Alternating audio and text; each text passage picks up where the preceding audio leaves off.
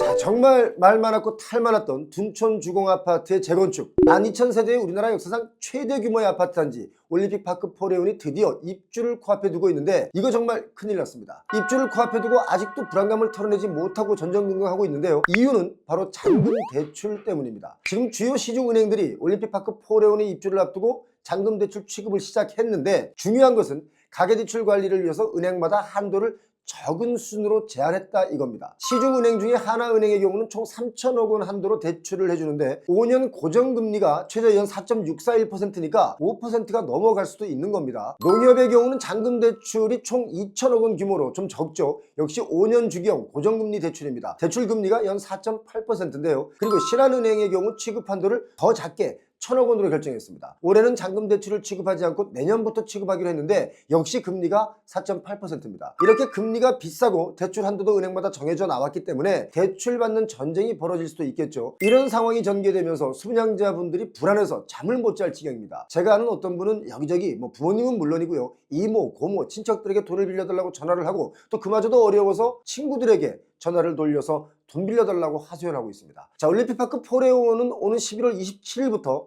내년 3월까지 12,032가구가 입주를 순차적으로 하게 됩니다. 대략적으로 잔금 대출의 규모를 계산해 보니까 3조 원에서 한 8조 원 사이가 될 것으로 예상이 되는데, 하나의 아파트 단지에서 대출 규모가 8조 원이다. 이거 정말 어마어마한 숫자 아니겠습니까? 자, 그런데 문제는 바로 이겁니다. 국민, 하나, 신한, 우리, 농협 이렇게 5대 시중은행 전체에서 올림픽파크 포레온 잔금 대출 한도가 9,500억 원 정도로 결정이 됐습니다. 자, 필요한 돈은 8조 정도 되는데 이 차이를 어떻게 메꾸느냐, 이게 관건 아니겠습니까? 대출을 받아야 되는 돈은 8조 정도 되는데 대출을 해주는 규모는 9,500억이다. 대출 못 받는 사람들이 엄청 많아진다 이 뜻입니다. 여기에 좀 전에 설명드린 것처럼 신한은행의 경우는 내년부터 1,000억 원의 대출이 시행되기 때문에 올해 대출의 실질적인 한도는 8,500억 원입니다. 자, 이런 상황에서 올림픽파크 포레온의 매매 물건들을 보니까 총 1,114개가 매물로 나와 있습니다. 팔겠다고 나온 거예요. 전세 매물은 7,855개입니다. 그리고 월세 매물이 4,131개입니다. 중복을 포함한 숫자이긴 합니다만 이 정도 숫자면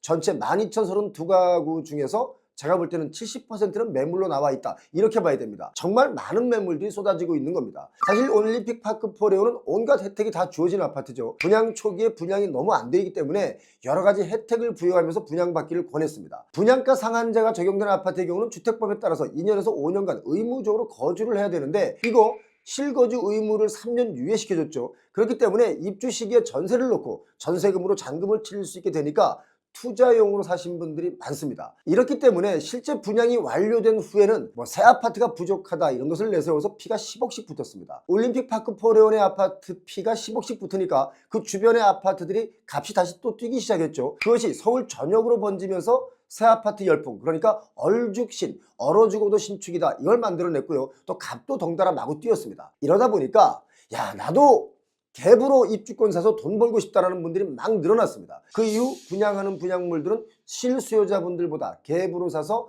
시세 차익을 노리는 분들이 넘쳐나게 되었다라는 것이 문제라고 저는 봅니다. 자, 이런 아파트가 정작 입주를 코앞에 두고 다시 잔금 대출 문제가 탁 터진 겁니다. 판교에 버금가는 탁월한 미래가치. 입지부터 설계까지 모든 것이 하이엔드. This is the real high-end. High-end work edition. 신권교 클라우드시티. 잔금 대출은 신규 분양이나 재건축 재개발 지역의 입주 예정자분들에게 개별 심사 없이 일괄적으로 승인해주는 대출이라는 것이 일반 대출과는 좀 다른 점인데, 일반적으로는 입주 한 달 정도 앞두고 대출 한도 또 금리가 결정이 되죠. 잔금 대출 시기가 다가오면 은행마다 대출을 유치하기 위해서 막 그 앞에 장사진을 치릅니다. 우리 은행에서 받아가세요, 우리 은행에서 받아가세요, 우리는 얼마의 금리를 해드릴게요, 막 이렇게 경쟁이 치열한데, 지금 올림픽파크 포레온은 그런 분위기가 전혀 없습니다. 11월 초에 경기도 광주 농협 용주 지점에서 시중은행이 주로 제시한 연 4.8%보다 0.6%포인트 낮은 연 4.2% 금리를 준다고 하니까 정말 많은 분들이 일주일 만에 다 몰려들어서 순식간에 그 한도가 소진됐습니다. 대출 받기도 어려운데 금리마저 낮으니까 이 정보를 알고 있던 분들이 막 몰려간 거죠. 자, 이쯤에서 우리가 한 번쯤 생각해 봐야 되는 부분이 있습니다. 대출 받아서 아파트 사는 거, 그거 좋죠.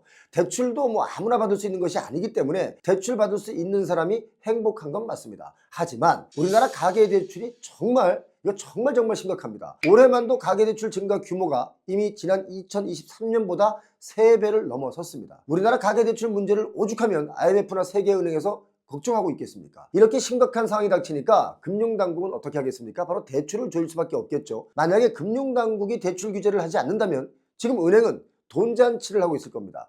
서로 더 많은 돈을 빌려주고 이자를 챙기면서 이익을 내겠죠. 그러면 뭡니까? 국민들은 또 너도 나도 대출을 늘려가면서 아파트를 사겠죠. 여러분 중에는 표용호TV를 꾸준하게 보시는 분들은 이제 아시겠지만 아파트 값이 매일매일 오르고 또 1년, 2년, 10년, 100년 매번 오르기만 하면 누군가에게 그 빚을 전가하고 팔면 끝나겠지만 아파트 값은 마냥 오르기만 하는 것이 아니기 때문에 은행들 돈잔치 할 때 국민들은 정작 빚잔치 해야 되는 경우가 생긴다 이겁니다. 여러분 제 의견에 동의하십니까? 이런 것을 방지하기 위해서 금융당국은 가계대출 총량을 관리할 수밖에 없습니다. 올림픽파크 포레온처럼 대규모의 신축단지에 신규 대출이 은행에서 많이 발생하면 총량을 관리하기가 어렵기 때문에 은행에서는 지금 다 막고 있으니까 대출을 해주고 싶어도 못 해주는 상황인 겁니다. 자, 전세대출도 지금 마찬가지입니다. 시중은행 대부분이 조건부 전세대출 상품 판매를 중단한 상태죠. 자, 은행마다 대출 한도가 낮아졌기 때문에 올림픽파크 포레온의 입주 예정자분들로서는 대출 경쟁이 더 치열해질 수밖에 없습니다. 이렇게 되면 이분들은 또 어디로 가게 됩니까? 제2금융권, 신용대출 같은 곳으로 옮겨가서 대출을 받아야 되는데 이게 또 어떤 문제가 있냐면 이자가 더 비싸다는 문제가 있습니다. 지금 입주 예정자분들이 돈 구하기 위해서 정말 많은 걱정을 하고 있습니다. 그런데 친척들이건 친구들이건 서로 다들 대출 받아서 아파트를 사느라고 현금이 없습니다. 돈 구하기가 더 어렵죠. 그 정도로 지금 대한민국이 부동산 빚더미에 쌓여 있습니다. 자, 그런데요, 제가 볼 때는 결국 아마도 내년 봄이 오기 전에 은행마다 대출 규모를 좀 더 올려서 대출을 해줄 수밖에 없을 것이다 이런 생각이 듭니다. 왜냐? 여태까지 둔촌주공 살리기를 해왔는데 마지막에 죽이겠습니까? 자, 바둑용어 중에 대마불사라는 것이 있습니다. 규모가 큰 것이 무너지면 경제 전반에 미치는 영향이 크기 때문에 아마도 12,000세대가 넘는 이곳을 대출을 안 해줄 리가 없지 않을까 그런 생각을 해봅니다. 둔촌주공이 올림픽 파크 포레온으로 거듭나는 이 과정은 정말 기가 막힌 드라마틱한 일들이 많이 있었습니다. 둔촌주공의 재건축 역사는 그야말로 여러 번 죽었다가 여러 번 살아난 아주 특이한 재건축의 역사입니다. 현재 둔촌주공의 잔금 대출 문제를 두고 많은 사람들의 의견이 엇갈리는데요. 이런 의견도 있습니다. 처음부터 전세를 끼고 살 수 있도록 갭 투기를 조장했다 라는 의견들이 있습니다. 이 의견에 여러분 동의하십니까? 제가 생각할 때는 아파트 공급이 많아지면 많아질수록 빚도 더 늘어날 수밖에 없는 구조를 가지고 있기 때문에 빚의 규모는 줄어들 수가 없다 이겁니다. 결국 소비자가 자신의 소비 능력에 맞게 잘 선택해야 되는 시기라고 보는데 기억해야 될 포인트가 뭐냐면 아파트든 무엇이든 마냥 오르지만은 않는다는 것입니다. 요즘 삼성전자 주식을 보면서 여러분 무슨 생각을 하십니까? 10만 전자를 앞두고 꼬꾸라져서 지금은 5만 원 초반대에 거래가 되고 있죠. 7만 전자에서